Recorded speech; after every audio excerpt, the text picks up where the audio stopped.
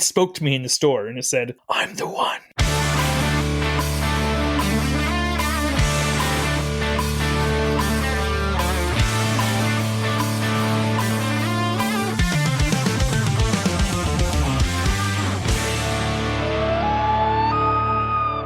Welcome everyone to another amazing episode of the Average Ontario Anglers Fishing Podcast. Today, we have a super cool episode. We wait all year to do this one episode. If this is your first time joining this podcast, my name is Jesse. I'm the host of the show. And joined with me is our comedic co-host and bearded wonder, Andrew. How are you doing? I'm doing all right. It's a wonder I'm a comedian, I guess. So the Average Ontario Anglers Fishing Podcast, if this is your first time joining, we are a podcast where we talk about average things, average size fish, average fishing trips. Just kidding. We talk about awesome things. We have awesome guests, and we're just wrapping up the 2025 season, but 2026, we have some really cool plans coming up. But before we wrap up this season, we always love this episode, and this episode is our top lures of 2025. Mm-hmm. Now, I know throughout the year, we had a lot of guests on, we had a lot of guides on, people that fish professionally or fish a lot. And we were kind of picking their brains as to what kind of baits they use just to make sure that we're not doing anything wrong. Turns out we were, but we're going to share what worked for us personally. And some of these were actually tips from some of the guides. So this is a compilation of a bunch of baits. Like, I know Andrew's got a bunch there, like jiggling around on the table. I've got too many. I'm almost afraid to put my hand down anywhere. So I'm just going to, my hands are up here. I don't want to hook myself like last year, right, Andrew? You've been very close every time we've done one of those episodes. Yeah. You've come very close to getting past the barb. Let's just say last year, I may or may not have dropped a jerkbait on my crotch, like pants. Like it bounced, thankfully, yeah. The first time he has all these jerkbaits on the table and he's like, oh, I like replacing all these hooks with these super nice Japanese hooks. And he slams his hand down on the table and starts rattling the baits around. I'm like, how did you not get hooked? I do carpentry. My hands have calluses, Andrew. You would know that if you actually worked hard. Just kidding. Andrew's a plumber. Anyway, before we get into this awesome episode, we have, as tradition states, the interesting fishing fact. And to handle that, we have Andrew. Thank you. Actually, you should be thanking me. I prepared an interesting fishing fact this week. Thank you, Andrew. That's all clap for Andrew. Yay. He did his job. Minimum effort.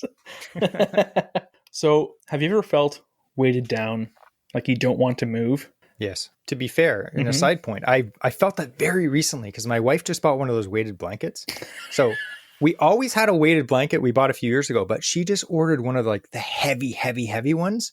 I was trying to push it out on the bed and my arms almost ripped off. It weighs like 40 pounds. So yes. Anyway, continue. So do you want to know how to replicate that feeling of feeling weighed down, not wanting to move? Yes. We're going to talk about how to anchor your boat properly.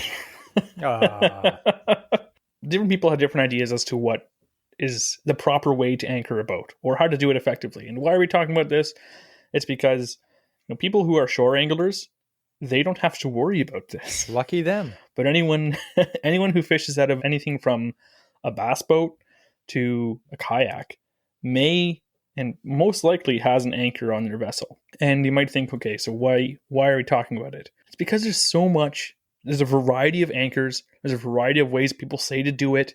And so I thought I'm going to do a bunch of research here and figure out what the best scenario and best usage for anchors would be on 3 different types of vessels. So what we'll get into a bit. First of all, how anchors work. And this might sound silly, but bear with me. So an anchor, it has basically 2 functions. Or 3 functions. It has weight, right? It's a heavy object. And it usually digs into the bottom of the river or the lake.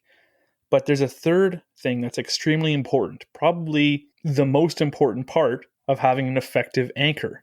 What do you think that is? I don't know. It's called scope. And you're like, that makes no sense. And that's true, because that word, I don't know why they used it. But the scope is the rope length versus the water depth. For example, if your scope is your anchor line length divided by water depth. Now, we don't have to worry about that too much. We're going to follow ratios. Those are easy for us to use. Recommended scope ratios. So if it's calm water, you want a 3-to-1 ratio. So let's say it's 10 feet deep. You want 30 feet of anchor rope out. And that's for calm water. And a lot of the time you think, okay, that's more than a 45-degree angle that's heading towards your boat, or less than a 45-degree angle. It might seem excessive. But if you have moderate wind to current, you should have a 5-to-1 ratio. And if it's strong wind or current, a 7 to 10 to 1 ratio. That seems ridiculous, right? I'm like, I know for me, I think I have 30 feet of anchor rope maximum.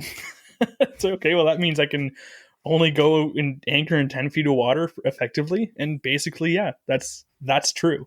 Larger boats, they use, it's called the catenary curve, and that is specifically with chains. So a chain, when you have a chain and you have it nice and tight, but under gravity, just loose, the chain has this very specific curve to it. They have all these like calculations to what they use for these larger vessels. It's a quite in-depth process that they use in order to anchor effectively, depending on what the surface of the bottom of the ocean is or the lake, and what the conditions are, the depth. All those things come into play when they're figuring out how to properly anchor their vessel. Because if that vessel moves, they're in deep or shallow water and they get ruined. Why this catenary curve matters is when you have a boat that's on the waves, it's moving up and down, or side to side. It's moving around. It's not stationary. Your anchor is stationary. But if it's too tight, you don't have enough of that curve, essentially what happens is your boat will start to move and actually starts pulling and lifting the anchor. The anchor, though, is only effective when it has a low, steady pulling motion on it. That's what that curve is doing. It's allowing the boat to move, but still have enough pulling force. It's always in one direction coming off of that anchor with limited movement. So it's not prying that anchor out or moving it. And that's why it's able to hold effectively. So one of the things that can help, even if you have, you're not big freighters and stuff like that, or cruise ships, so we don't need a whole length of chain. I'm not going to tell you to put 500 pounds of chain in your canoe that can only support 300 pounds. But if you have a larger boat like a tinner or a bass boat or something similar, it's recommended to have about 2 to 6 feet of chain, and that will help your rope or your anchor, the anchor attachment point, to lay as flat to the bottom as possible. So it's not lifting up and pulling directly on that anchor. It's kind of pulling across the bottom of the lake or river. Kayaks or canoes, usually there's no chain, but if you wanted to put like a foot or so of chain above it, that will still help keep the anchor line down right at the point of contact with the anchor itself. And of course, the huge boats, they just use full chain. And it's because it's effective in that catenary curve. There's also different types of anchors. I don't know the last time you went anchor shopping, Jesse, but if you had to guess 10 years ago, how many types of anchors did you think there were? Well, usually there was, the mushroom ones. Yeah. And then there's the one like you think like the hook one. Yeah. And then generally the anchor I see that people have in their boat is just a cinder block tied to a piece of rope. Yeah. I grew up only remembering the one that my dad had. I'm like, that's all there is. It's kind of one that folds down, right? Has like 2 prongs that are kind of like flopping between the actual posts that it's tied to. And that's all I knew. I'm like, that's what an anchor is. And it was identifiable. But there are like a bunch of different types and they all have their purposes. So all anchors require that same, like I said, that nice even pressure that's not lifting it up.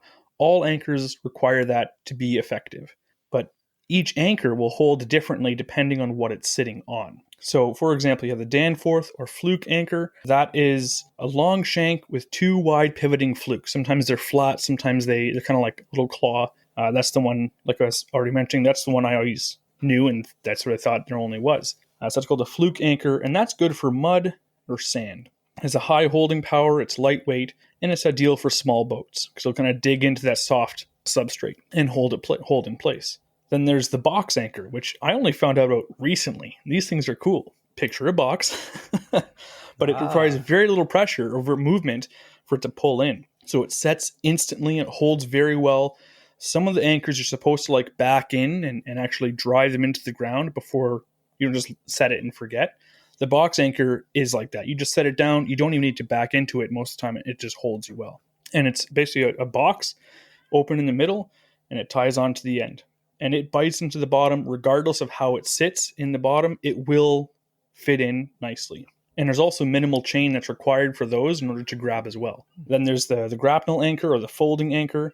And that one is often used for like paddle craft, canoes. And there you can find a collapsible, it kind of looks like a grapple hook like Batman would use.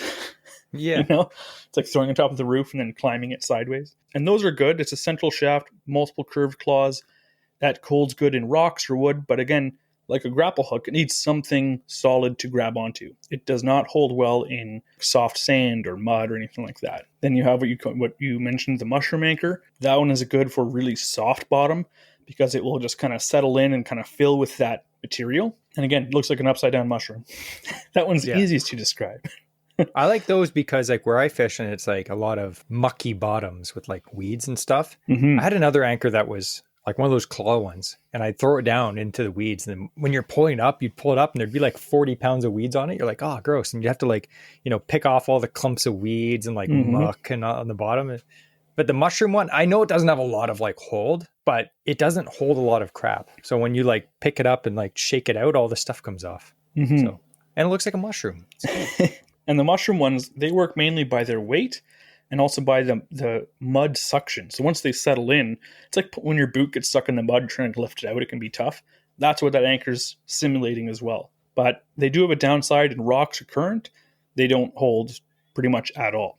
And the last one is the claw anchor. And that one's pretty interesting. Have you ever seen like an old farmer's plow? It's like one kind of like flat hooked blade. These things are cool when they drop in. You ever see a video of these and they just start dragging on the bottom and then the point catches and it turns and just digs itself in. It's actually pretty cool to see these things work. But again, it works on sand, mud, or gravel. It has to be in something that it can dig into. So I was doing, again, with all these different options, you might think, well, what do I do? I'm not going to have 6 different anchors on my boat or 5 different anchors on my boat because that's silly and I want space for lures and rods and not anchors and rope and chain and all that stuff. So I did more research. So these are kind of the best overall for multiple situation effective anchor setups that you could have for different boats. So first of all, bass boat or a fiberglass aluminum boat, kind of like the new one that I got. Well, new to me.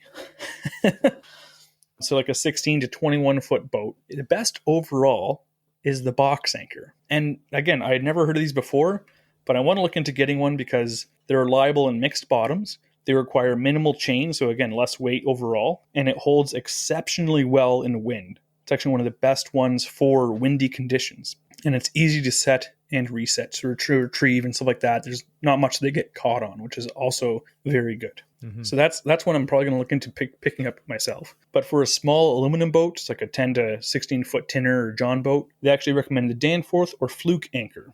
So again, that's the one with kind of those flat paddles that pivot down and dig in. It's light. It doesn't take up much space for storage. And a lot of the lakes around, they have a lot of sand and mud in Ontario and stuff like that. And it will hold very well in those conditions. But again, if you have a lake that's more rock, you might need to have a claw anchor or something like that. That may have a better chance of holding on. But those are pretty much the cheapest anchors you can find. They're pretty affordable as well. So if you don't have any, that's a great one to kind of start off with if you have like a tinner or something like that. The last one would be for canoes or kayaks. Best recommendation is the folding grapnel anchor. The reason why is they don't take a lot to hold. So again, the weight of itself probably won't hold you in place. But if it can grab into anything, even if it's just some weeds, chances are you're not ripping out all those weeds it's caught on. And they can weigh as little as 1.5 pounds up to 3.5 pounds. Like these things are light, but they'll catch on rock, gravel, timber. And again, if you're fishing, if there's lots of rocks or stuff around, those are actually a really good option for your anchor. And it's one-hand deployment. Yeah, I think mine was a 2.5 pounder. It was crazy because they're small and they fold up really small. Yeah. Once you whip them out, once they catch into something, you're not going anywhere. Mm-hmm. My wife uses it on the paddleboard too. Oh, yeah. Sometimes, though, you just feel tempted to spin it around like Batman and just let it go. So that's a good point then. The last couple of things I want to talk about is deployment of an anchor. And I'm used to, swing it if you can and throw it as far as you can out there. Excellent. But what we've learned is we know that we need, in prime, nice, calm conditions, we need at least 3 times the length out than like away from the boat as it is deep. So your chances are you're not, even if you have a light, 5-pound anchor, you're probably not throwing that 50, 60 feet out there. And, when you're in 15, 20 feet of water. So the best thing to do it is actually to lower the anchor gently. Don't throw it over the side. 2 reasons is one, it's safer. But the other one, you can kind of gauge the depth, especially if you don't have the depth finder. You can see how deep it is and then catch how many hand lengths it takes to go down and then increase that as a little extra additional line on top of that in order to make sure you have the correct length sitting out there, the right scope, as we learned. Another point is you don't want to anchor from the stern or the back of the boat, especially on larger boats, just because the wind and waves start coming, they're going to push and they can wash right over the transom of the boat, start filling the boat up. So you do want to always anchor from the bow whenever possible. But that's kind of the safety side of the anchors. But I know for me, I need to buy a new anchor that will be effective for all the days that we fish, which are usually terribly cold and windy. And now I want a box anchor. Yeah. That's one thing that for a long time I would just always forget to bring. Like in the canoe, I'd be like, it's fine. I got a trolling motor. But you don't realize how good an anchor is if you're not someone that generally brings one on those super windy days when you're like, okay, I want to fish this spot, and you chuck the anchor out and the wind's pushing everything and your boat's just rock solid there. It's like, oh, this is nice. You don't need spot lock. All you need is a 30-pound anchor. My biggest thing was, like, in all the times I've used anchors before, looking back, I'm like, I never had enough anchor line out. Yeah. And I would be so frustrated because I'm like, why isn't this holding here? And I'll be fine for 5-10 minutes. And then a bit extra wave or wind comes by and like, oh, it pulled the anchor. And I'm just drifting right off the spot. And it was aggravating. But it's important to know, like I said, that was the biggest thing I learned from it was those ratios for that scope to make sure you have enough line out in that water so that you can actually stay and not get frustrated by, it moving off your spot all the time. Because that happened, I would say, every single time I tried to use my anchor. It's something, I guess, that a lot of people regularly use, but probably most people aren't doing it correctly just because of who knows about that. You have to be a nerd to look up anchor facts. I mean, seriously. Thanks for calling me a nerd. You're welcome. Thanks, Andrew. Again, the interesting fishing fact is always about something that, like we said, maybe it's something that we all take for granted. Random facts. It may sound boring, but it's actually helpful, right? And yeah, Andrew, you need to get a new anchor because your boat, it's too big for my little 2.5-pound kayak anchor. Imagine that. Don't worry, this will hold us. Just chuck it out there. Hopefully it hooks onto a rock. Yeah. So anyway, this episode, again, like I mentioned, we are always excited to talk about the lures that worked well for us. Now, to be fair, a bit of a disclaimer. We are well aware that most lures are gimmicks. Let's be serious.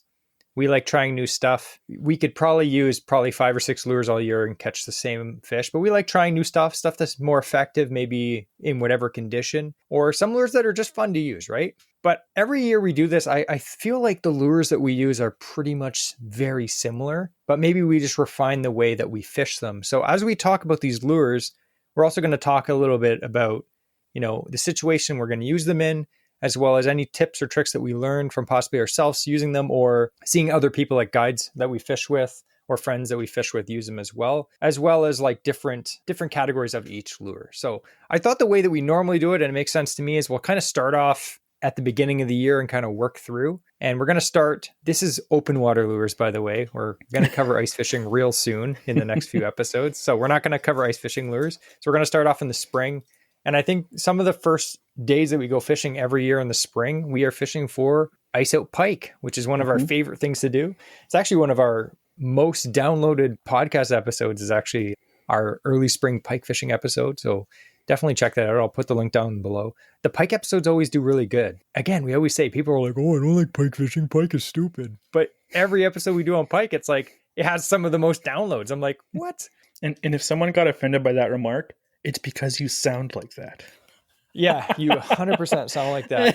So when it comes to pike fishing, did you have any lures, Andrew, that you have there in your top lures that you did well pike fishing this year? I do. So a couple kind of like spring into like late spring for pike. One of the biggest ones, like we always talk about jerk baits. And this year I tried to pick out things that weren't just like the standard, like, oh, like I like my X-Wrap. Yeah, I still used it this year. I still caught on it. I still like them. But I wanted to try like some different options. So one of the ones I was really satisfied, really happy with, it's actually from Daiwa, the Lazy Fat Shad. Pricking myself already with these very sharp hooks. But this thing is an odd like jerk bait. It's almost like a twitch bait. It's got like heavy like rattle like knockers in it. And a front tie option, obviously. But this one I found like it sinks fairly slow, but it's the most erratic jerk bait I've ever used. Because there's no like lip on it, it's just this small little ridge right between its eyes kind of thing. But there's no lip on this bait. So when I was working it, you can like twitch it and this thing just rolls like almost all the way over and it's darting side to side. It's not really a controlled walk the dog. it's just like erratic. Whenever you twitch this thing, it is going wherever it wants. So for me, I found that really nice, but you can pause it, let it sit, and it did very well of again, with a leader on, I found it just sank very slowly. Depending on the leader, you could probably get it to suspend as well. But I had good success with this thing as a fun other option for a jerkbait, and especially for pike. It only has 2 trebles, so I didn't hook myself while using it this year. While unhooking a pike. Yeah. That's one of those random lures that I had never heard of at the time until Andrew showed me, which is usually what happens. Andrew would be like, hey, check out this weird lure that I found. And I'm like, wow, that's cool. And then he catches a bunch of fish on it. Then I'm like, oh, where'd you get it? And then you can't find it anywhere. But I actually did see those at Gagnon Sports, I think. Yeah.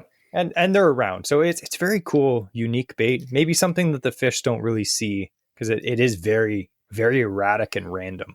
It's very cool. It's not what you expect. Yeah. And it's not what you expect from its action, perhaps. Like when you think jerkbait, it's very like, this is what I want. It surprised me how it worked in the water. A couple of good things I'll say for it is the hooks. These are still the original hooks on it. They're still deadly sharp. So you don't have to like swap them out right away.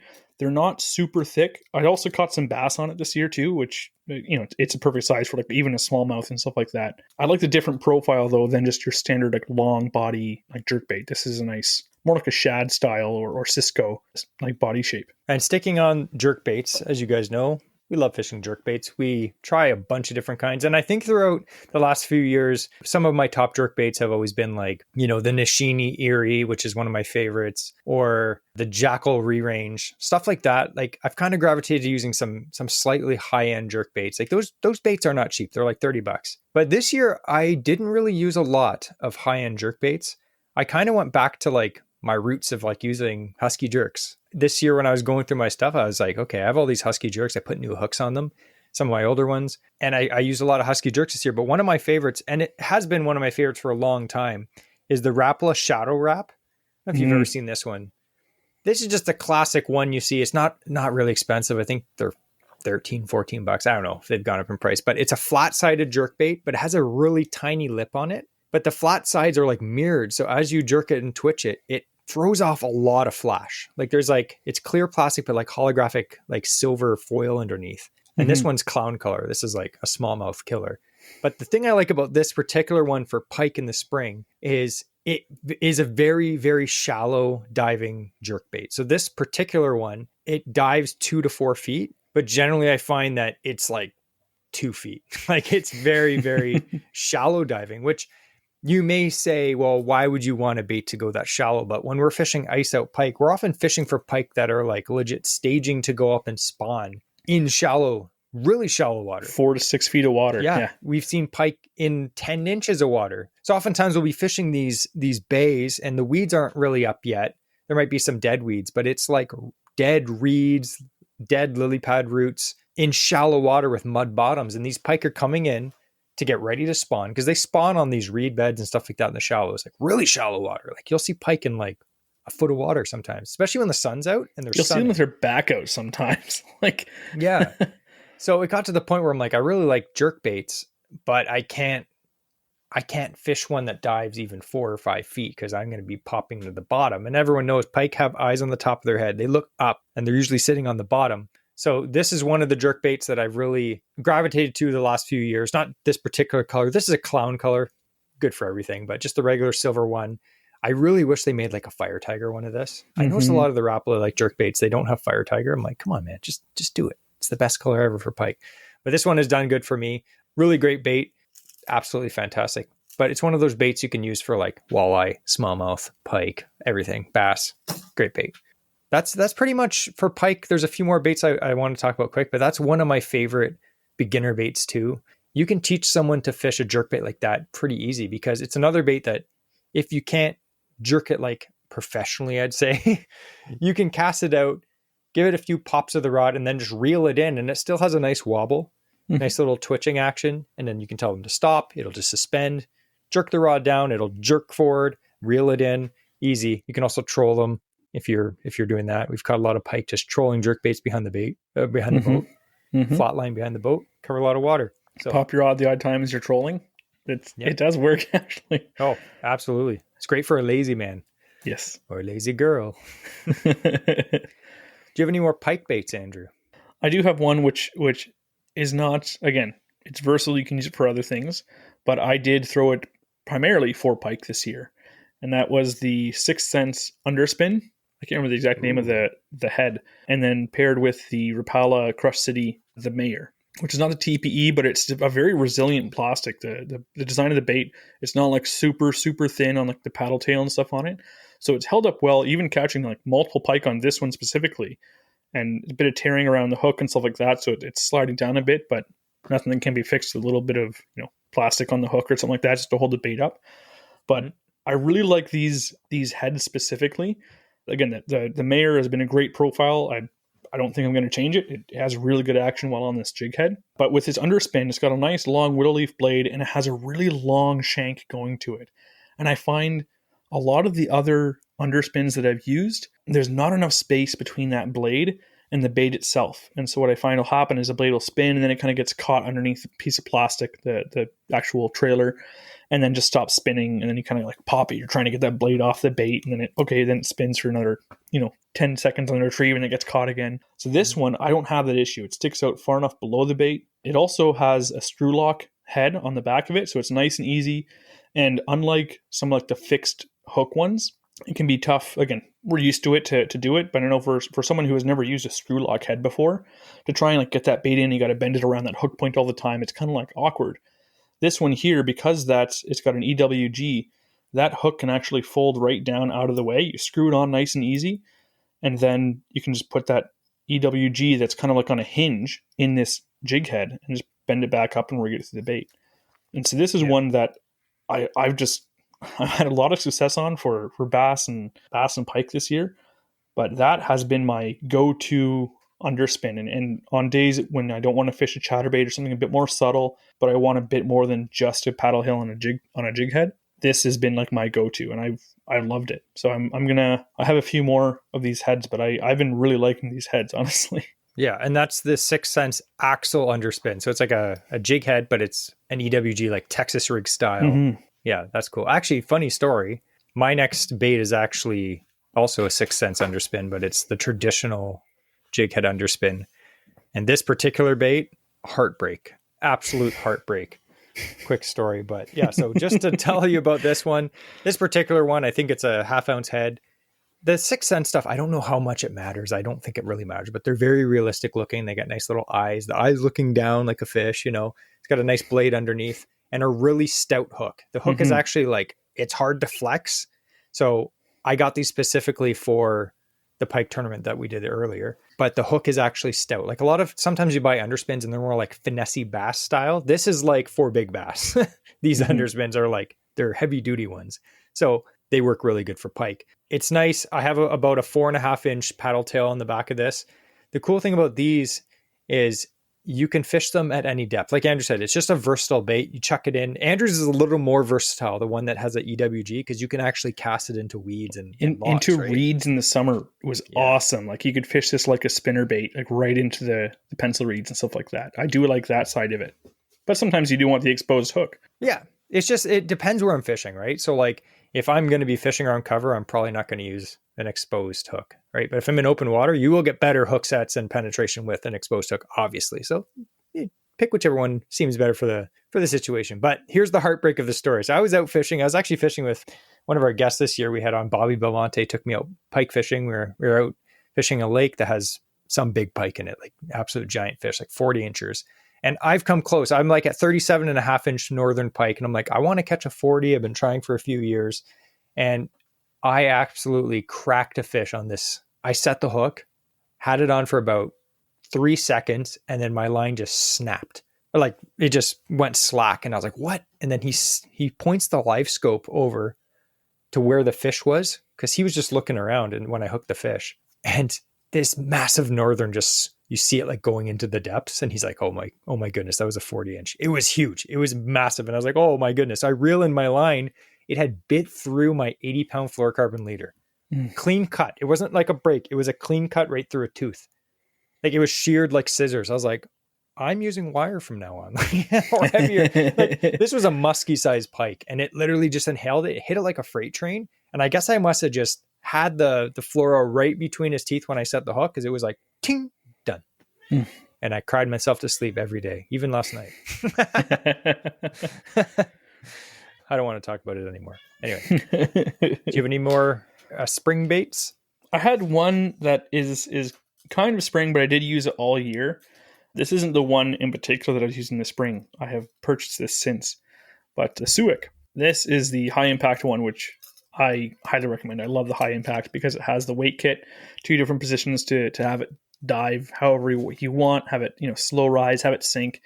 I really like this one for that, and I had a lot of success on Suics this year.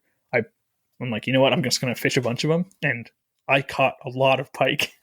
Not even musky. I caught a lot of pike on these Suics, and even like some good bass on these 9-inch Suics. I think it was the same lake that Jesse lost his pike in that last story, and I lost what would have been my PB pike on that same lake. I think it's cursed. We're just cursed, or the lake is cursed. I don't know. We're cursed.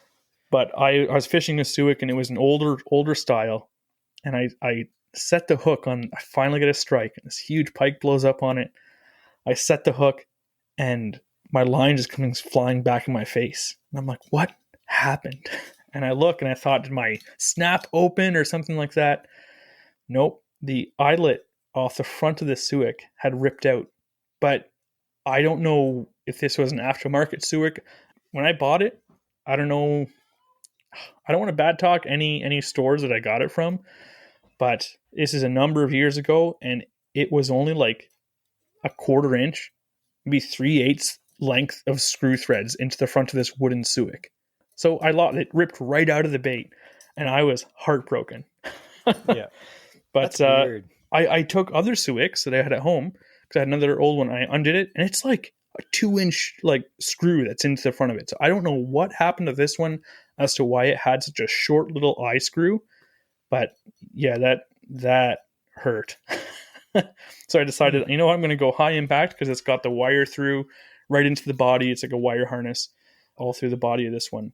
And again, having the weight kits, you don't have to modify it, comes with it.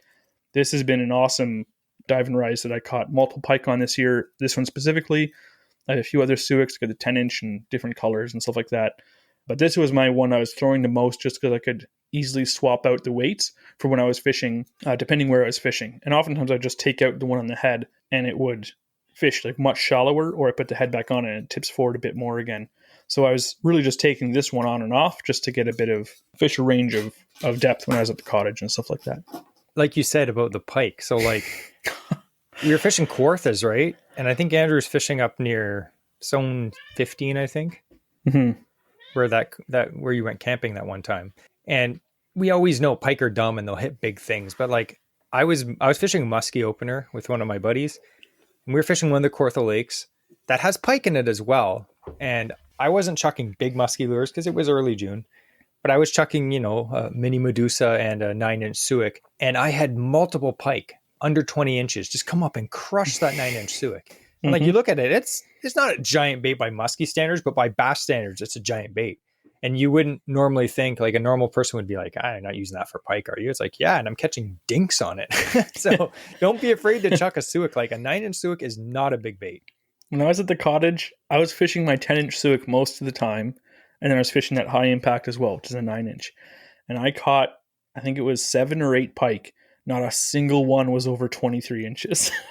That's like, in fact, the smallest one I think was like 19 inches or 18 inches, came on the 10-inch Suic.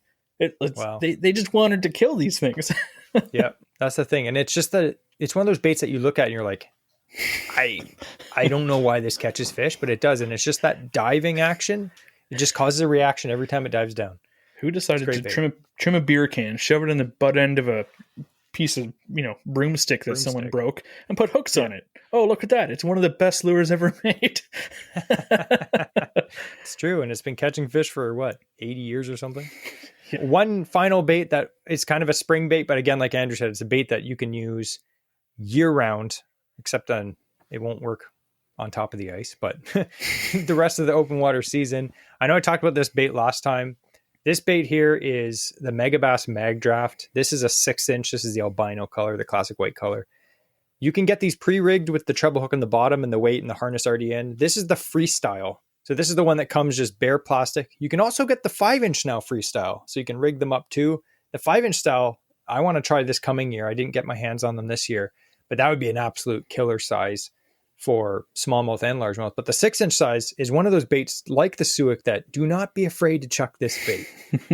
I've caught more 12-inch largemouth on this bait than I can even remember. We were fishing for bass this year, and I love this bait because I think a lot of people don't fish them properly. You have to fish them at a very specific speed. Too fast, it'll like roll on its side. Too slow, the tail doesn't kick. You have to really be cognizant of like the speed you're reeling and just watch to make sure it has a nice tail kick, but it also has a nice head wobble too. Now, I'm not saying specifically the mag draft because there's lots of brands that make big swim baits like this. But my advice is buy a big 5 or 6-inch swim bait. I have this as a line through. So I have a little plastic straw that I jammed in the head. So my line goes through its head out the top. And then I have a BKK treble hook on the top, which is, brutally sharp. But then I also have a nail weight that I glued into the body. So it actually keels good. But that bait, whatever it is about it, especially this white color, it attracts fish from far away. I chucked this thing out. I was fishing this shallow flat for largemouth. And you'll chuck this thing out and just slowly reel it in. And you'll see like a wake from 20 feet away just as a bass swims up fast just to come look at it. And I wouldn't for a second think that you're at a disadvantage using this. You will catch every size of bass on this from 12 inches to, 5-6 pounds, But you do weed out a lot of the smaller fish. Some of them are crazy, like we said, the small ones. But I did on some of the trips that I use this, some of the bigger fish of the day were caught on the mag draft. And I think it's just because it's a bigger package. It's a bigger meal. But you do have to be careful because the northerns and muskies love these. So if you're fishing in an area where there's lots of pike or muskies, maybe use, a thin fluorocarbon leader, like 80 pound, or titanium wire, something like that, because a pike will bite that off in 1 second flat and you'll be crying because these aren't cheap. But that was a great bait. All right. So now we're kind of getting into, maybe early bass season, early musky season, June, July. Do you have any baits there that worked good for you, Andrew? As soon as I can start throwing topwaters, I start throwing topwaters. But I find in the early times, you really have to be fishing quite slow. Like a nice slow presentation, they'll eat stuff off the surface, but they want it to be more finesse of a presentation. So one of the things was these are the Z-Man pop shads. I was able to find some of these, and this is the small. I think it's a 3.5 inch. I thought 4 inch. Is the 4 inch pop shads. I think they come in 5 or 5.5 inch as well.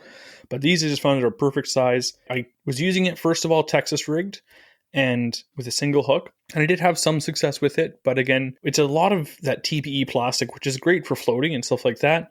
But it was bunching up really bad, I found on that single hook a lot of the time. So for weedless, it can be used. But in the spring, because there wasn't a lot of surface weeds, I was actually rigging this with a treble hook, just hanging off the bottom, kind of like how Jesse had the mag draft rigged up. So I'd put a line through. I'd actually just use a little hook, jab it through, and kind of hook the line over like a needle and just pull it back in. And then I would have that treble hook just rigged up in the bottom, kind of about halfway down the body. And this would still like easily float and support that treble hook. And then my hookup ratio was like every single time at that point. But fishing around like timber and stuff like that without having, multiple hanging, dangling treble hooks, the treble hook's always nicely in the bait secured. So I did find that I felt a bit more confident tossing this around some of that timber structure in the spring. But that worked well as, you can walk the dog with these things. You can fish it just like a regular popper. But it has again, being that soft plastic, it can be a nice natural presentation when you start using it in that time. So that I had a lot of success with when I wanted to start throwing topwater, because I always want to throw topwater. Yeah, unfortunately. No. Yeah. It's true though. Like you got the early season, the bass are done spawning. They have that post-spawn funk where they kind of get just a little bit picky and sulky. Mm-hmm. And you will, in our experience anyway, you'll catch way more fish if you just slightly downsize and go slow. And sometimes annoyingly slow. Like I don't like doing that. Andrew's, he likes it. So sometimes I'll cast 4 times and he's still in his first cast. I'm like, what are you doing? And then I catch one. Sometimes. Usually. My topwater is one that I actually did really good on. And again, it's sticking with the Z-Man theme. We always talk about these. This is the goat toads. Mm-hmm. See this one, the leg's all gimpy because it's probably was sitting next to another piece of plastic that these aren't supposed to touch regular plastic because it melts it. But this particular one, I had tied on pretty much on a guest rod all year. So I have a 7-foot medium heavy spinning reel with 15-pound braid on it. And that is my guest rod. That is someone that can't use a bait caster. That's the rod they get. If we're going bass fishing, that's the rod they get. If we're going salmon fishing in my boat, that's the rod they get. It doesn't matter. That's the rod they get because it's not going to break. It's still sensitive and light. And it's 15-pound braid. So generally speaking, whatever bait we're using, it'll be fine. So we were using this a lot of times. One particular time that I think I talked about earlier in the year, but we're fishing Lake Erie, Long Point. I was with my brother-in-law. He doesn't really fish. He doesn't fish at all, just with me. So we took him out. And if you've ever fished Lake Erie, it's very shallow. It's very different from where we fish. It was just weird. It's all sand bottom. And then there's just like big reed islands everywhere. And some of the areas I was fishing was like a foot of water. And I was like, how is there, like, I know bass can be shallow, but it doesn't look like there'd be bass anywhere. It's just weird.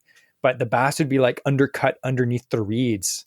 And you'd be chucking down like sand beside the reeds. And a bass would just come out of nowhere from the reeds, swim out, grab your bait, and swim back underneath. You're like, oh, like, holy smokes, right?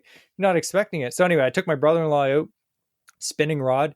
The good thing about the goat toad is you could rig it on a 3 or 4 EWG hook. And when a fish grabs it, it does not take a lot of effort for that hook to pop up. It's not like when you're frog fishing with like a regular hollow body with the 2 hooks that you have to stick in the fish's mouth. You need like a heavier rod. This is totally fine to use on a spinning rod. Easily. Like you can use a medium power spinning rod. If you set the hook hard enough with braid, you're good. You're fine. It's just your only limitation is how far into the cover you throw it. So anyway, my brother-in-law is casting and he cast down this like long, like little, channel. It looked like an area where like a duck boat would go down. It was like super shallow. And this bass came up and just blew up on it. And I told him, he's smart. I was like, when fish blows up on it, wait before you set the hook, something I don't do. And the fish blew up on it and he was just like, wait. Sets the hook as hard as he could. Because I told him like, set the hook as hard as you can. But he actually waited and then set the hook. I was like, wow, that's amazing. I've never seen that before. Anyway, he got it in. It was a nice bass. And, it's just one of those baits that, again, you don't have to be a beginner to throw this. This is one of my favorite soft plastic frogs to use because the action has little paddle tails on the back. So as you reel it in, it has that little skittering action. I feel like just the subtle bubbling of it going across the surface, it's a lot different than like a whopper plopper that's obnoxious. It's just subtle. Mm-hmm. So on those days when it's like flat calm, me and Andrew we're like, oh, goat toad time. We're just like, already have one tied on. So that was a good one. All right. What's your next bait, Andrew? Next bait, my last topwater. Yep. Last topwater. I had to double check my my terms there, making sure I have another topwater sitting on the table beside me. But this one we actually talked about this kind of in depth in another podcast as well. But this is the Forensi mouse from Lunker Hunt. This one, as you can tell, has been pretty used. A lot of the flocking has gone missing on it just because it's been thrown so much and has caught me multiple fish. And like I had predicted, this has now become one of my favorite hollow body topwaters of all time, I would say. And a couple of the reasons is the hooks on it are huge hooks for one, really huge. Gigantic. The bait compresses really well to open up, all the hook gap right there. They're very, very sharp. They have that like smooth coating on them. Like everything is working in favor for these hooks for a good hookup ratio. And that's what I experienced with it. I had a very good hookup ratio with these for a hollow body topwater. I was pleasantly surprised and happy with that. I was also shocked how the hook points are like almost slightly exposed, but the little ears they have in this mouse seem to deflect the weeds. So it was like incredibly weedless, even like on top of slop and like through reeds.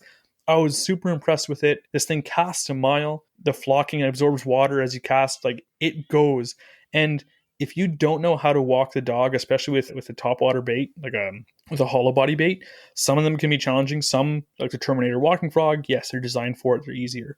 This thing like wants to walk. If you just start like tapping your rod, not knowing what you're doing, you're going to get some walking action in there somewhere.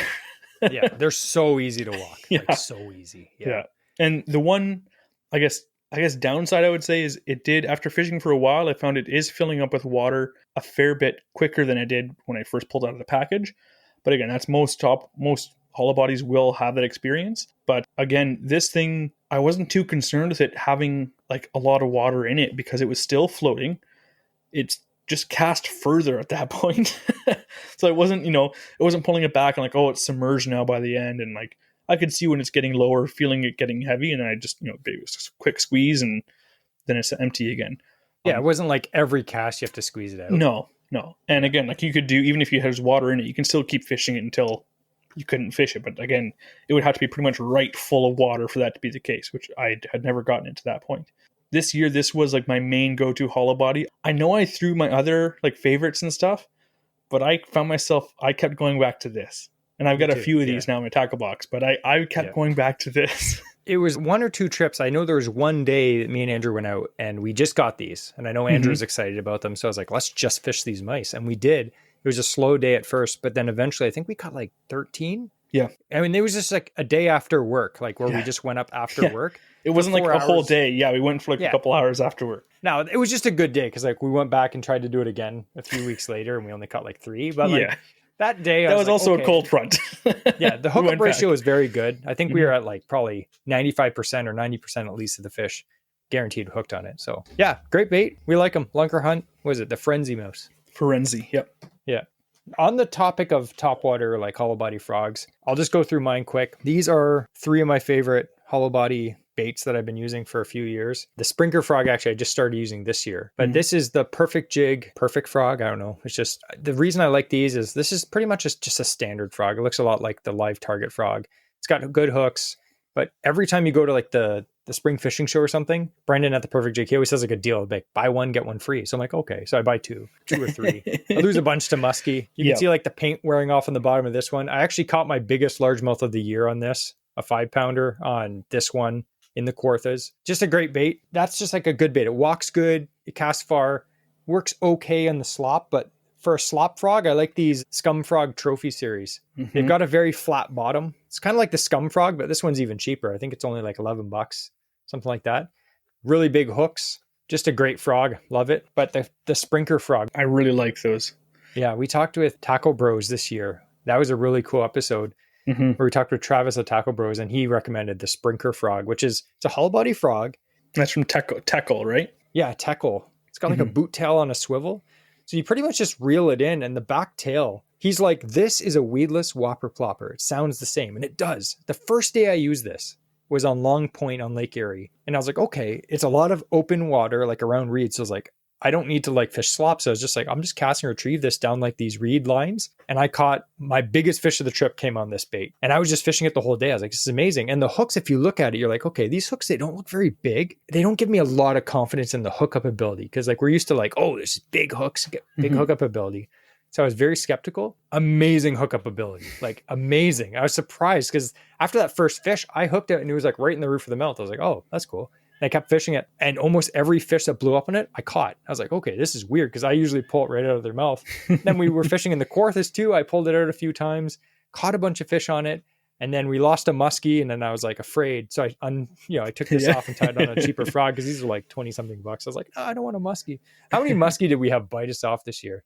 It was not our worst year. We were fishing and we were using some topwater frogs. I actually, as an honorable mention, the Zoo Wake from Snagproof is another one. It has like a paddle tail on the back of a hollow body frog, essentially. And I was fishing that one, had some good hits in that. And we, in one evening, you and I was using that. You're using a couple of different frogs. And we had, 5 or 6 muskie just like launch themselves out of the water at this. I'm like, oh, yeah, thank goodness I didn't lose it. I know. Whenever we go fishing for muskie, we catch nothing. Or you catch bass on muskie lures. And then when you go fishing for bass, you catch muskie. I think we should trick the fish by saying that we're fishing for bass when we go muskie fishing and we catch muskie. See if it works next year. Maybe. I was thinking too, the Teckle has some really cool stuff. Again, a bit more on like the bougier side of, especially if you're going for the frogs and whatnot. But they have, I'm not going to say like gimmicky frogs, but like they have little differences, like that one with the boot tail. But they do it really, really well. There's another one that I haven't caught on it because I only used it a couple times because I was worried about losing it. But it has a couple whittle leaf blades in the back instead of like rubber legs. It sounds like a flap tail. It's like tink, tink, tink, tink. Those like little like tinkling noises as you're reeling it in. And I think that would be amazing for like a day where the bass are aggressive and they want something that's like more noisy and flash. But that thing is, again, weedless. You can fish that over top of your weeds where you couldn't be tossing a chatterbait or a spinnerbait or anything like that. And now you have flash, you have noise, you have vibration coming from a hollow body frog. So I think it just needs to be the right day for that one. But I think that would be lights out if they're aggressive and looking for more of a flash in action. Absolutely. Yeah. I'm very impressed. Again, you can spend $5 on a weed. You can buy weedless frogs at Dollarama if you want, or you can spend $30 on one. And we've tried a bunch because we really like frog fishing. I mean, if you really think of it, these Z-Man goat toads are probably the cheapest frog because you get 4 in a pack for like what, $12. So it's like, they're only a few bucks each. But the tackle stuff, it is expensive. Yes. But hear me out. It is so perfectly designed. Like tackle is all they make is topwater lures, and they specialize in topwater frogs. If you fish topwater a lot, like if you have a frog always tied on, I highly recommend just buy one tackle and just try it out. Because like I was super like dead set. Like I had certain favorite weedless frogs. I was like, oh, that's all you need. As soon as I tried tackle stuff, I was like, I'm rethinking everything because like they work so good and the hookup ratio is very good. It just hurts when you buy them, and it hurts when a musky bites it off. Yes. But I have one more bait I want to talk about, and I did really well at Long Point in Lake Erie, as well as over the years in Kawarthas and all the different areas that we fish. We always have swim jigs tied on. Me and Andrew are big fans. Me and Andrew have caught pike, musky, bass. Andrew caught a walleye 2 years ago on a swim jig. Just they catch everything. It's just a jig, right? But it reminded me because Andrew was saying that he really likes the Crush City, the Mare swim baits. These things here, and I'll tell you why I picked these up. Not because Andrew was having success, but because one of my favorite swim baits, and we've recommended this one a lot, is the Storm Largo Shad. Now, the Largo Shad is kind of like a thicker shad-shaped body, but it's slightly more rigid plastic, so it has a really good, like, aggressive kick to it. The problem with the Largo Shad is I'm not sure if they discontinued it or they just don't come in very bassy colors. They come in like pearl, like white, and like herring, just like weird saltwater colors. I'm like, can we get a green pumpkin? They're like, oh, we don't make that. So Crush City, which by the way is Storm, Rapala owns Storm. So it's like, okay, it's like the same thing. But the Mare is exactly what I wanted. So as soon as it came out, I was like, okay, it's the right profile. This particular one is the 4-inch. I know they also have like a 3 or 3.5-inch one as well, but the 4-inch one is great. It has a really good kick. So what that makes me think is I'm like, if it has a really good kick, it's going to go great on a swim jig, right? So I paired it up. Again, we have tons of swim jigs we like. This particular one is a Freedom Tackle swim jig. I'm not overly picky with swim jigs. As long as it has a really good hook on it, I'm good. But you can see that one's kind of a bluegill color. And it's got that Mare swim bait on it. It's a bit of a bigger profile bait, but it has, when you reel this thing in, it does have a lot of kick, and it actually makes the swim bait kind of rock when you reel it in. And then every so often you give it a pop, I did really good on Long Point with that, chucking it through the reeds. Great bait. And the plastic is pretty resilient. Again, we're used to using a lot of Z-Man stuff like me and Andrew, and you could glue on a paddle tail and it lasts all year. It's like, oh, it's fine. But you will go through these. They're not TPE, but the rubber's pretty durable, I'd say, right, Andrew? Like I said, like this one here, I think I've caught at least 5 bass and like 3 pike on this one here. And again, it's got a bit of tearing and stuff. It wants to slide down the hook. But again, the tail's all intact. A bit of super glue and that thing would be totally fine to keep fishing it and just fix it, where it's sliding off the hook. I super glued mine on, yeah. But they're durable. I'm surprised at how durable they are, considering, like you said, I'm so used to like TPE stuff. I was shocked to go back to, or not to go back, but to use another type of plastic and be like, yeah, that thing is actually held up really well considering it's landed multiple fish. And I was like, I'm used to them breaking after the first one. I know, right? Or the tail getting bit off by a rock bass or something. Like, come on. Honestly, I was very skeptical. Like, I'm not like a tackle snob, but like, I was skeptical with the Crush City stuff. I was like, how's it better than anything else? But I bought a few things, and everything I bought from them has been good. Like, I like it. I will buy it again. That's kind of the quality that it is.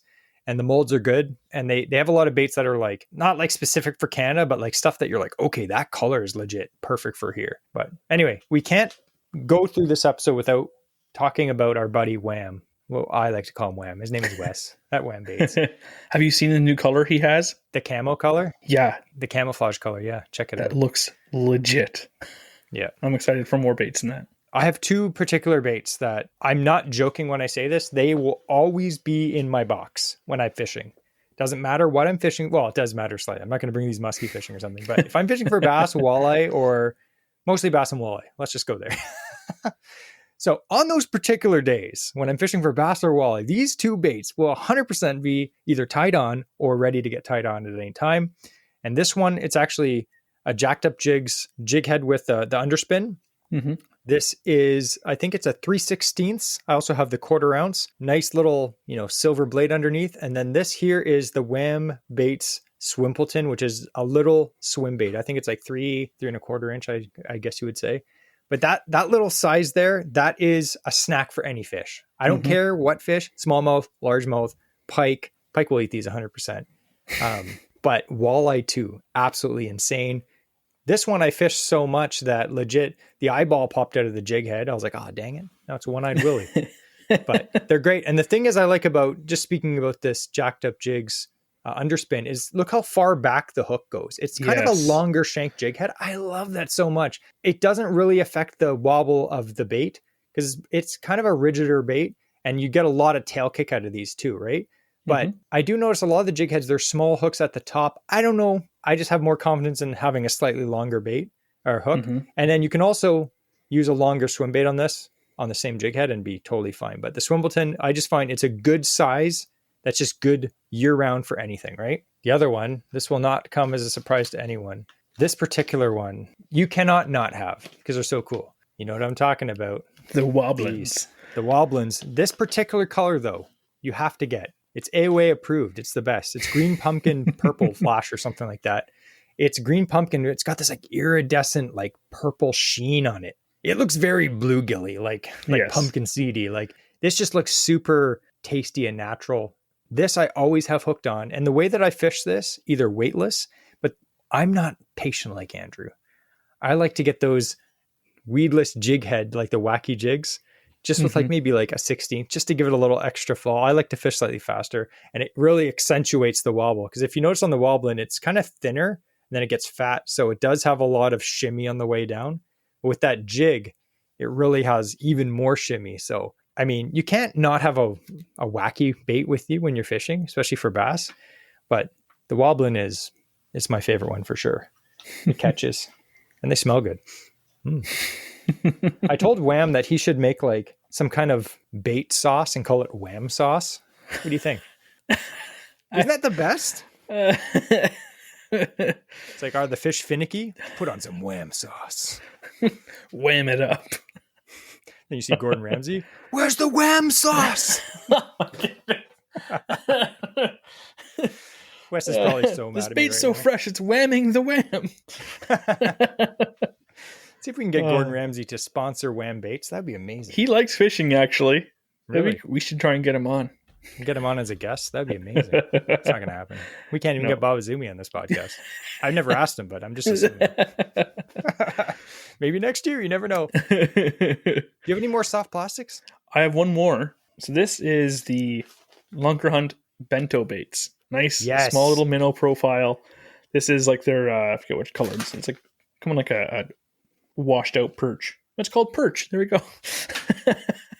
I also have the black ones that kind of just usually called parrot, but they look like a dark bodied minnow kind of thing. I caught on those, yeah. But they all have this like iridescent like plastic fabric inside that gives them like a really nice like minnow flash. But I was fishing these, we're using them for crappie in the spring, but also I wanted to try them just in like a nice small finesse like ball head jig on like BFS or like a small spinning setup on those really finicky days. And that's one of those like small baits you can just put in a small little ball head jig or like a small little swim jig or something like that, like a nice small one, 1/4 ounce or 3/16 whatever, just to get it down a bit deeper if you want, or 1/8. And this thing, it's a killer. Like it's less than a snack, more like a morsel. Yeah. But the perch, it's very like natural. This color here is very natural, but I like it because it's got that perfect minnow profile. Like it has a long body. It doesn't have too much like kicking action because again, it's not a paddle tail. But if you just start like my attempt at strolling, whatever, it's like wiggling your rod tip as you bring it in, but it gives a lot of like tail kicking action. Even if you like have it down on the bottom jigging, like that tail is quite active while it's sitting at the bottom. These are awesome for like drop shot and all that stuff as well. But I like fishing them kind of just like a nice like hopping retrieve like almost like a jerkbait retrieve, and with a small like, jig head. And that I had good success with that for those really finicky days. And I mean, everything, primarily small bass, but everything would hit it. Like when they wouldn't touch other stuff, they're kind of shut down. Small presentation like that. And this is just a very good example of one that's made really well. They won an ICAST for like best lure or whatever, or soft plastic when they came out. But these things, they are nice. I forgot about that day we went out crappie fishing and we whacked a bunch of fish on those. Yeah. They look good. They look natural. So I didn't expect us not to catch anything on it. But I was like, oh, never tried these before. And we actually caught a bunch of fish on them. Mm-hmm. Yeah. I have a few, I'll go through quick, but a few soft plastics that I did really well. Like we're going through summer now. One bait that I wanted to try out, again, it's a little pricey. I hate spending money on like high-end soft plastics because you just blow through them. Like if you buy a high-end like jerk bait or something, you're like, okay, it's going to last unless you snag or like get bit off. But soft plastics, they are going to rip and break, but they work really good. So we all heard about like the poop bait, like the poop baits from Japan. Yes. I'm not that crazy. I don't like spending that much money. So I was very excited to try these out. This is the Yamamoto Baits Yama Tanuki. They are basically a poop bait. This is the ASMR of me opening the package. Oh yeah. But I bought a few different colors of these. Just a weird bait with a little pudgy tail. It just looks like what's it called? Tanuki? What are the bait called? Yeah. It does look like a tanuki tail, kind of like a raccoon. Yeah, it does. I guess really, if you think of it, like if you squint your eyes, it looks like a weird plastic raccoon. But they don't look like much. But when you Texas rig these and chuck them out, they're full of salt. That's why they don't last. But the action is insane. So when you chuck them out, they actually they sink horizontally like this. Like they don't go straight down like this. They literally go like this. And as it's sinking, this little tail is just wiggling. And I didn't believe, I saw the videos on YouTube and I was like, okay, I didn't believe it would be that good. So I bought a pack. I bought this pack because it's called a blue craw or something. It's kind of like a green pumpkin with a little bit of blue. And then I liked them so much, I went out and I bought like another pack of like kind of a crayfish color one, because it actually does. And I think this is what they're supposed to be as crayfish imitations, because they sink down and then they basically like just sit on the bottom, and then you kind of like jerk the rod and it twitches up like a crayfish shooting off the bottom, and then it twitches down. You see a crayfish on the bottom crawling, and then you try to grab it. You know how it like kicks its like fin and it shoots off backwards, and then it kind of floats down onto a rock. This bait does that exactly. And I smacked fish on them. Like it hurts me though, because the bags are like $12 and you go through, you catch, honestly, I'll tell you, like it's dumb, but you'll catch like maybe like 2 or 3 fish on them. And then they're like starting to get chotched up. So if you buy these, just be prepared for the pain of buying them and then losing them. And then rock bass love these too. I was fishing this one spot and I was getting bites. I was like, oh man, like there's fish. And every other cast I was catching are like a 7-inch rock bass on that thing. I was like, dude, you're destroying my baits. I don't mind blowing baits if I'm catching quality fish on them, but no offense to the rock bass, they got to chill. So those were really good. That was kind of a splurge for me. The way I feel is like we have so many baits. Like you see me and Andrew have tons of baits. And I'm at the point where I'm like, if I go to the tackle shop, I'm like, I want a lot of things. Like I know me and Andrew are like, oh, I want that. But then we're like, do I need that? And then realistically, like sadly, you're like, no, I don't. I'm not going to buy that because I already have 5 of these or 6 of these, right? So instead of buying something I already have, I will just buy a painfully expensive soft plastic once in a while and then suffer. And again, I'm not like a bass pro. I'm not fishing like 4 days a week. Mm-hmm. I might use 1 or 2 of these bags a year and be like, oh, that sucks. But they're really good. If you have like a bass tournament or like a competition against one of your friends or something, buy a bag of those. You will not regret it. Yeah, those are good. There's a few that I want to try that are like that really dense salt impregnated plastic where you don't even need to wait, just rig it weightless because it's weighted enough. and I'll tell you, if you have to buy a poop bait, these are the least offensive ones, the Yama Tanuki. The other ones, like the cover scat, the original depths cover scat, it actually looks like a piece of poop. And then they have other ones that look like other unmentionable things, which they look like pieces of human anatomy, but somehow they're not branded as such. I'm like, we all know what you designed that after, so anywho. Any poo. Oh. Oh.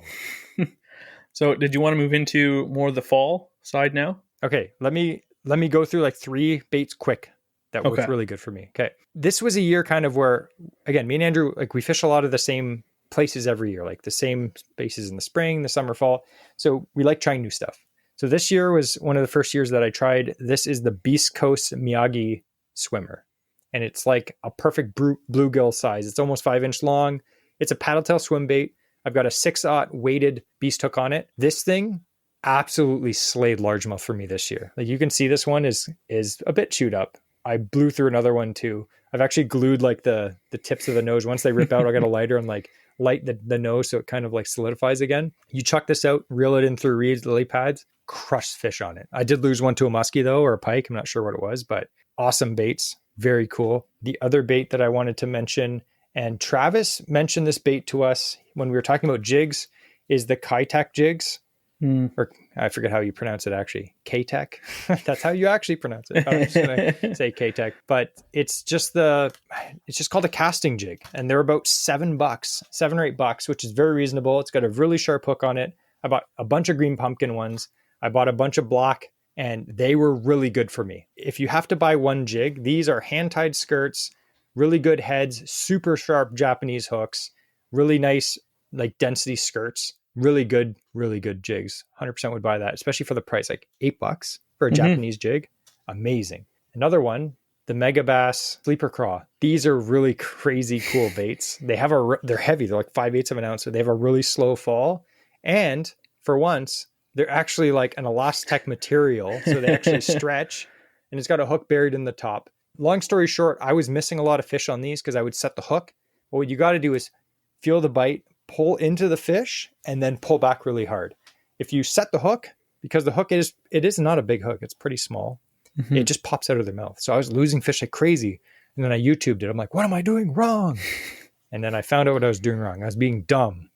You don't set the hook super hard. You pull really hard and it sets the hook. And then the last bait, I was fishing with my nephew. He's 12. He's really getting into fishing, which is my fault for sure, but I'm glad. He wanted this year, we went to a lake, it was full of bass. The smallmouth, not big ones, but like full of bass and rock bass. And he wanted to use lures because normally I just set him up with a bobber and a worm because he's a kid. But now he's a teenager, so I'm like, all right. So I set him up with a Ned rig. You catch fish on Ned rigs easy, right? So the one that we were using, I'm sure you've seen these. This is the Z-Man TRD Craw, and I've got that on just a little 3/16 head. These things absolutely clean up fish. I actually caught a bunch of like nice 3.5 pound smallmouth on it too when we were up on that trip. But most of the fish were, 12 to 14, 15 inches. But dude, we absolutely smoked fish. The only times that we lost these bait is when we snagged it on a rock and couldn't get it up. But you would catch tons of rock bass, tons of smallmouth, and these things stretch like crazy. Use the same bait for like multiple days in a row is amazing. So that is a great bait. Cannot forget about that one because I hate using finesse baits. Andrew knows this. That's why he catches more fish than me sometimes. That is one I love. Anyway, that's all my summer baits. Did you notice we did not talk about chatterbaits? Yeah, I made a concerted effort to not. But I also, like even this year, I fished a lot. While fishing, I tried to use other things besides chatterbaits. Just make sure I'm not becoming a one-trick pony. Yeah. To be fair, we did smack them on chatterbaits this year. Yes. When I still used them, I still caught. Yeah. But if you do want to hear about chatterbaits, we have whole episodes about fishing chatterbaits. So I'll link that below in the bio. We have a whole episode all about chatterbaits, what rods to use, what lines to use, what trailers and everything to use. We could talk for a whole episode. We should probably do that again next year. But yeah, chatterbaits are fantastic. All right. What do you got for fall? My best producing multi-species fall bait for when everything's putting on a feed. Bass, they're keying on bigger baits. Pike are too. And in reality, it's a small one for musky, but the junior, the Shadzilla Junior. And I caught even like late summer, like not even like really cold at all. It was still like hot summer temperatures on this. And I crushed like a few like 3+ pound smallies at the cottage feeding on these things, like just juicy footballs of bass, And then what I started doing as soon as fall hit, I wanted a slightly bigger presentation, but with the same bait, because I do love this size. I love the rolling action of it. And again, for pike, I didn't want to go too big with the 12-inch or the 10-inch size, but I just put one of Mike's bladed arms on there from Waterwolf Lures. So again, this is the Shedzilla Junior from Waterwolf, and this is one of his bladed arms. And these things are fantastic. Just to give a bit extra flash, you can reel them in a little bit slower. So as water temps started to drop in the fall, having this on there, I still use like a mid-depth bait, but with the small blade on it, it would still bring it up to, you could still reel it in fairly quick if you wanted, nice and shallow, or you could reel it in a bit slower, but it still would only be like a mid-depth kind of range bait. But that one I had a lot of success on for especially pike, but I was surprised the amount of bass were still crushing this thing. And again, good hookup ratio on them too. So that was I'd say my best producing bait was, in a variety of colors. This is the one I had rigged up on the blade. But yeah, I had a good success with this year and well into the fall. This was my kind of go-to bait that I was using. I was just going to say, so the one Andrew has in his hands is the new solid body, which is not available to purchase. Thankfully, I don't know why. Mike gave us a few of them this year when he got the prototypes done. So some of these are actually prototypes. They don't even have the actual legit harness in them. He like hand made them. That's why he so, begrudgingly gave them to us. He's like, oh, this took forever to make. But you've probably seen, we talk about these forever. This is the OG. This is the hollow body. They still work great. If you got them in your box, absolutely fantastic. I have a whole bunch of them because like they work for everything, but we love them for pike fishing. But the new solid body, similar profile, a lot more wobble, I'd say. Yeah. The same bait, but it's very different. And the difference is too, the OG has the hook on the top, like a jig runs through the bait, and then one treble on the bottom. A lot of guys apparently wanted 2 treble hooks though, just for hookup ratio. So the new one has 2 trebles. This particular one, I actually caught a decent sized pike was it during practice or after the next day on the pike tournament? This particular one is, I think it's a shallow or a mid, but yeah, they've got a really good kick. It's 7.5 inch. It's not huge. Yep. You can fish this, like Andrew said, bass will hit these. It's a great size for pike. It's a great size for musky. If the musky are being finicky, chuck a smaller bait. You don't want to have to be chucking the big ones all the time. Or if it's early in the season, chuck this. I know a lot of guys catch big musky, even well into the fall using one of these, especially with a spinner blade arm like Andrew had. But if you are looking to get some of these solid bodies, this year, we have CanCast coming up. But CanCast is now going to be with Musky Odyssey on the same day. So you can pick some of these up. Hopefully, I'm hoping Mike has these ready for Odyssey. I'm sure he does. I think he said he was hoping to, because we talked to him recently. We were out fishing and stopped in to say hi. You heard that. Actually, we were going to interview him, but he was too busy that day. But part of the reason is he's pouring a lot of things like this. So definitely check out the booth, because if he has these solid bodies, 100% you need to get at least 4. But no, they're absolutely fantastic. I was very happy he gave us a few, because the ones that he gave us, we were excited because like we're huge Shadzilla Junior fans. So the new solid body, we're like, okay, how much better could it be? Like it's already really good, but they're actually quite a bit better. I'm not just saying that. I will be buying more. Yes, sadly. But yeah. Oh, so now we're into the fall, right? So I know a lot of you guys don't musky fish, so you're probably like, oh, Jesse talking about musky fishing again. Oh, boring. But I'll be brief, because like I'll tell you, we didn't catch a ton of musky this year. We caught a decent amount, but the baits that I caught them on were all the same. I only caught musky on a few different lures because I use those same lures all the time. I guess that's how it works, right? Like Andrew, he chucks suics all the time. Guess what he caught his fish on? Suics, right? Because they were tied on. But for me, it was my main 2 baits was glide baits and rubber. That was the main deal. It seemed like every day we went out was just the worst conditions where you had to use something that caused a reaction or fished really slow. I don't recall a day where I was like, oh man, they're chasing. It just seemed like every day we went out, it was just really hard. And when the day's hard, glide baits are the best. Like they just cause a reaction bite. The bait that I caught my first muskie of the year on was, of course, classic hellhound. This is a glide bait. It's not a big one. I think this one is like a 6-inch body with like a twister tail in the back. But I actually put a weight kit in this one. So I have a screw and a weight that I added to this, just so I can fish it slightly deeper. Me and Andrew were just talking before the podcast about how a lot of glide baits, they have a very slow fall. And you're like, okay, that's good a lot of the times. But sometimes you want to get that bait a little deeper, especially when it's like really sunny or something, the fish drop down a bit. So I did add this weight. The one thing I will say, if you do add weight to a glide bait, if you add too much weight, it can really affect the action. So make sure you have some smaller weights, try it out beside the boat. Just make sure that it doesn't mess up the action too much. I caught a really nice muskie in a river this year on this particular one. This is the golden carp color or something like that. Prism carp.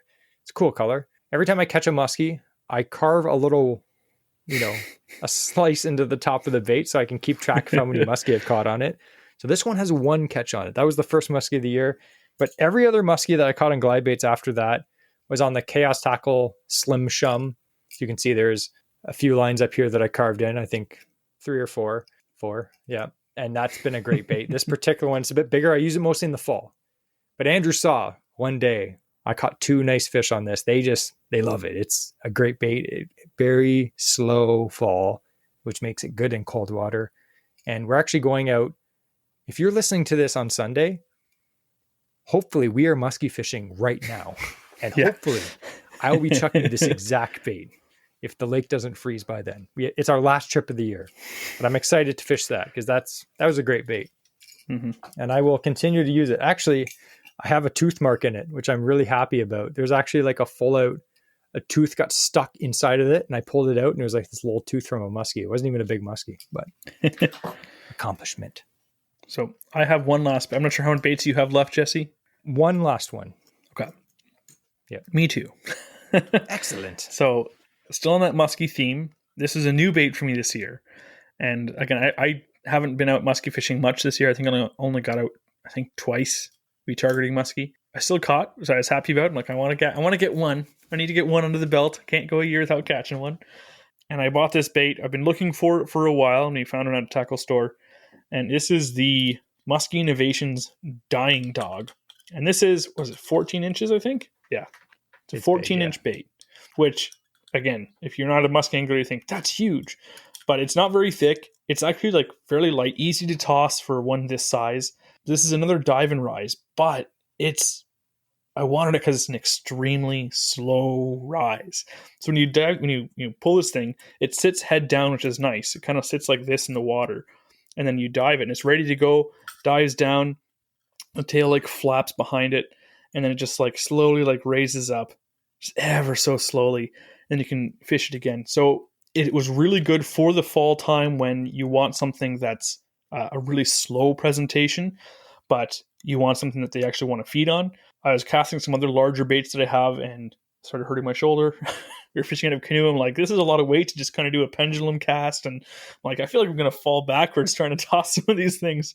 But this one is nice and easy to use. And this is what I caught my muskie this year on was this thing. I love it. I absolutely love this thing. This one is, I think it's, I don't know what color. It's orange and gold, but it spoke to me in the store and it said, I'm the one. It turns out it was. Yep. And then I went back and I picked one up too. And I just got like he saw me catch one. He's like, well, time for me to get one. Jesse told me about them. So it's not like I was fishing a weird bait. He's like, oh, he wanted one, but I bit the bullet a bit before him. And then as soon as I caught, I was like, Andrew, I know you like weird baits. I found one for you. Why don't you test it out to see if it's good? That's my technique. Yeah, I did not catch on this. Not yet. No, like I saw Andrew catch, and the thing is that muskie you caught on it was a nice fish, but it was a small fish. Yeah. Like it wasn't this is a 14 or 13 inch bait, but Andrew's fish was like 35 inch. I think. Yeah. It always blows my mind in the fall. Yeah. You don't have to worry. Like this big bait, that is fine. If you want to catch a 40 inch fish, no problem. Because you can catch a 30 inch fish on this. It's longer than from the tip of my head to the bottom of my beard. And I got a pretty decent growth going on right now in my beard. So, yeah. But that's something I definitely would. I did modify it a bit. I teed up the back hook, and I put one of these magnetic kind of screw-in magnets just to hold that hook there in the back so it wouldn't tangle into the tail too much. But yeah, I want to get another color later on for sure. I want to get another one, like a nice dark color, something like that, because I love the action. I like fishing slow. I like fishing like the Suics and stuff like that when it has a really slow rise. And again, that's why I wanted this one for its extremely slow rise. You can fish, if you fish this quick without giving it time to rise up, you can get this thing down like 8 feet easily. I was surprised how deep this thing wanted to go with no weight kit on it. You can easily put a weight kit on it if you wanted to. Mm-hmm. But if you let it sit, you can really just let this thing sit right in front if you want to really slow, dead stick it for a muskie. And that's, yeah. I'm really excited about this bait. I caught on it. It's a good bait for me now. Yeah, but I want to get some more. It's a cool bait. I like it. One tip for that bait is it does have a very slow rise, but if you do use say a 12-inch fluorocarbon leader, it will actually sink. Mm-hmm. So what I found that I modified mine, I put a slightly smaller hook on the back, and then I used a wire jerkbait leader, which is a lot lighter than fluorocarbon, and it did eventually rise. So if you do use a heavy leader, it will sink. You may want that, but if you do want it to eventually float, which you might want that too, the leader will affect the action. I lied. I said I have one bait, but I have two. It's fine. I'll be quick. I know it's musky. So this bait is one of the baits that I caught the most musky on this year. Musky again. Bento. Yep. This is the Chaos Tackle Navin. This is the 8-inch size. I also have the 10-inch size right here, which is significantly larger. It's 2 inches bigger, but it's also like it's a lot bigger. This bait, heartbreak. I had more than a few, and definitely the biggest musky of the year that I saw. Follow this boat right into the boat and reject it. And another fish come in hot and reject it. And it's not for lack of trying, because if anyone can see the video, but if they're not, I can describe it. The front of that bait used to be painted, and around the hooks, like the hook rash and stuff. Like, this looks like a bait someone's had in their box. It's like, this is my lucky bait, and they've had it for 20 years. That's what this thing looks like. Jesse just put this through the ringer. He still hasn't caught on it. And again, not that it's a bad bait, because he hasn't been able to get one to commit, but they're following it in. It has great action. I love the bait. I mean, I want to get one, honestly, but I keep laughing. They would not commit. But the smaller one, on the other hand, I caught a lot of fish on, actually. I caught more than a few. And it has, the cool thing with a Navin as compared to a Suic is they do have a very good, like a Suic I find is more like up and down, unless you find one of those magic ones, which I haven't. This one, when you jerk it down, it almost like hunts from side to side, which it's very cool. And you do have to tweak the back metal bill a bit. But once I tweaked it in and I have a little weight kit on here, it runs beautifully. And it doesn't just like seem mechanical. It does have a lot of alive randomness in the water. And for that reason, I think maybe this one has a little more magic in it. Maybe that's why it caught more fish than the other one. The other one has a bit of that wobble, because when you jerk these down, when they start floating up, they kind of like rock. They shimmy. And that's secondary action. It looks like when you look beside the boat, you're like, oh, that looks killer.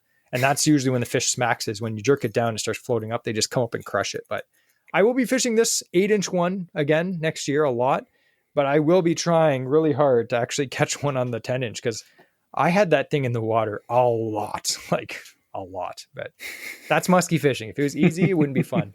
Here's my last bait that I did well on this year. Of course, no big surprise. Chaos Tackle Medusa. This is the regular. This is the hot perch color. Caught a few fish on this year. No giants, but some decent fish. This is probably one of the most popular pull pause rubber baits at musky fishing the last 20 years anyway. It's like a bulldog, so it's a big rubber bait, but it's got 3 really long twister tails on them. I actually boiled the legs to make them a bit softer. And to make because a soup. They are very, don't drink the water after. But the legs are very stiff when you first get them, which could be a good thing. But if you're fishing if you want it to have a lot of action, if you're reeling the bait in really slow or just slowly pulling it, this actually made the legs a lot more limber and flexible. So I don't know if that made a difference. Maybe. Here's an idea. If you boil your soft plastics, make them softer, known thing. But if you boil it in hot dog water, does it increase the bite ratio, because they're now like hot dog flavored? Hot dog flavored. And I'm saying Medusas. That here so that if someone else is hearing it, they can try it and let me know if it worked. Because I don't feel like boiling my baits in hot dog water. I'm concerned how my musky box will smell afterwards. If anyone has hot dog water, it's Andrew, 100%. I keep it in the thermos when I go on those cold days. So anyway, a bit of a longer episode today, guys and girls. We'd like to thank everyone again for getting through another year listening to this insane podcast. Next year, 2026, we have big plans for more awesome episodes with guides. We're going to do more on the water episodes too. We have a few things in the works, so stay tuned for that. We'd like to thank everyone for all the support that they give us every month. We love getting messages. We love getting reviews. We have over 630 5-star reviews on the podcast channel. That's amazing. That's absolutely fantastic. We rank high. We get a lot of good comments. We get a lot of appreciation messages. Keep it up. Keeps us going. Sometimes when we feel a bit like, I don't know if we should keep doing the podcast, we'll get like a good review and be like, all right, one more month. But anyway, before we go overboard and talk about every other lure that we've ever used, we are going to end this episode, and we are going to end with, as tradition states, we have always, every single episode, the quote of the week. And to handle that, we have Andrew, who's rapidly trying to think of one on the spot. Well, the first thing that pops in my head is we talked about all our favorite lures. We talked a couple times about losing them. Maybe our favorite lures are the ones that we lost along the way.